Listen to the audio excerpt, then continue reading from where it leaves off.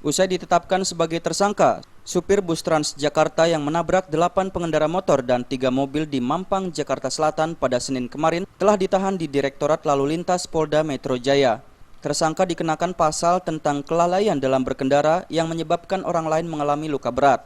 Menurut Kepala Bidang Humas Polda Metro Jaya, Kombes Pol M. Iqbal, saat ini pihak kepolisian masih melakukan penyelidikan secara intensif terkait kecelakaan tersebut.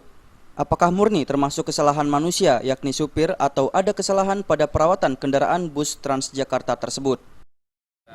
Ditahan hari ini, otomatis sudah tersangka. Jika sebelum Undang-Undang Lalu Lintas mengakibatkan orang lain luka berat. Penyidik masih mendalami terus apa sebenarnya penyebab. Kemarin kan banyak yang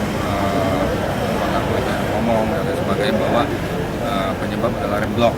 Tetapi sekali lagi penyidik akan secara ilmiah melakukan pembuktian.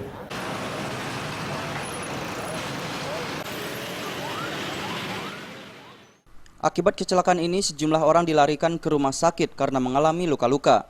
Bahkan ada korban yang harus menjalani perawatan ICU.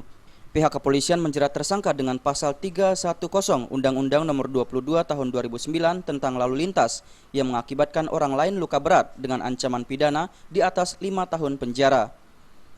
Dari Jakarta, Zikri Amin melaporkan.